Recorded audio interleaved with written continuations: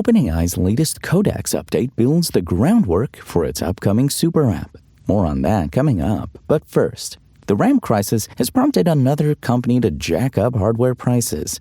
Meta says it will be increasing the price of Quest headsets on April 19th. The Meta Quest 3 will get a $100 hike to $599, while the Quest 3S will be $50 more expensive at $350 for a version with 128 gigabytes of storage and $450 for a version with 256 gigabytes of storage. Meta is blaming the increases on the rising costs of RAM, which has skyrocketed in price due to a shortage of chips as AI companies gobble up as much memory as they can for their data centers.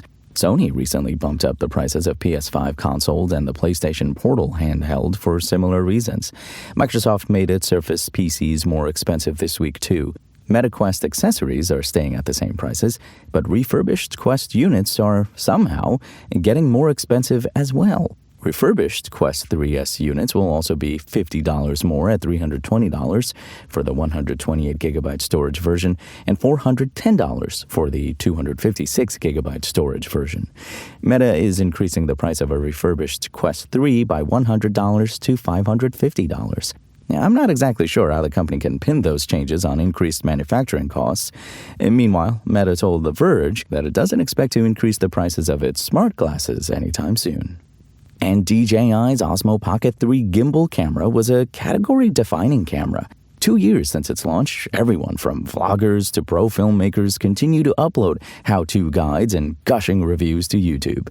When the Osmo Pocket 4 landed at the FCC at the end of 2025, followed by a credible leak, creator forums and Reddit threads started to chatter with excitement.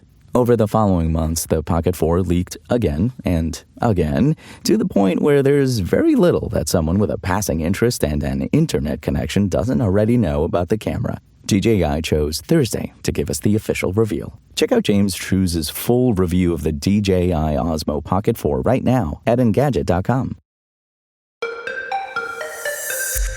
Last month, following reporting from the Wall Street Journal, OpenAI confirmed it was working on a desktop super app that would combine ChatGPT, its Codex coding agent, and Atlas web browser into one cohesive experience. OpenAI is not releasing that application today. Instead, it's pushing out a major update to Codex that significantly expands what that software can do.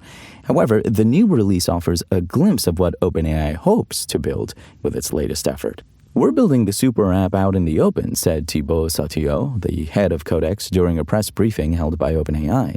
Sautillot continued, "This release is about developers. In the future, we will broaden it up to a wider audience. Until then, the latest version of Codex offers developers multi-purpose AI agents that can work across a larger surface area while being more proactive. In practice, that translates to a host of new capabilities, starting with computer use." The agents inside of Codex can interact with other apps on your PC. When prompting one of OpenAI's models, you can name a specific program or let it determine the best application for the job. Computer use is available in competing apps like Claude Cowork, but where OpenAI believes Codex offers an edge in that department is in the secret sauce it built to allow an agent to run an app without bogging down your entire system, so the two of you can work in tandem. At the same time, OpenAI is releasing 111 new plugins for Codex that combine skills, app integrations, and model context protocol server connections to give Codex more ways to gather context and use the tools developers depend on for their work. The company has also added a built-in browser with a commenting system that allows you to prompt Codex to make tweaks to specific parts of a web page or web app you're building. In the demo OpenAI showed, one member of the Codex team used this tool to instruct Codex to change the margins on a graph so that the y-axis wasn't cut off. Complementing this is built-in image generation. Codex can use GPT Image 1.5 to create product concepts, mock-ups, front-end designs, and even assets for simple games.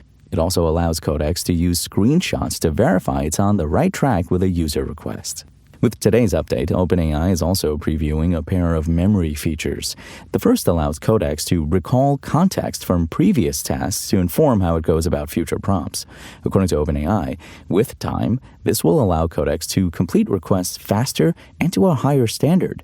The app will also use the context it's gathered to suggest proactive actions. For example, at the start of your day, it might suggest you respond to a comment a coworker left on a Google Doc draft you wrote. If you want to try the updated Codex for yourself, OpenAI is starting to roll out the new version to desktop app users who are logged in with their ChatGPT account. Computer use is available to macOS users first, with availability for people in the EU and UK to follow soon.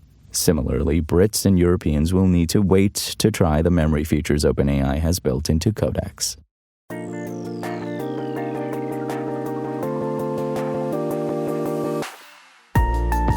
Thanks for listening to the show. Make sure to rate, review, and subscribe on Apple Podcasts. Today's show featured journalism by Gadget contributor Igor Bonifacic and was produced by Spoken Layer. I'm Imran Sheikh, and we'll talk more tomorrow.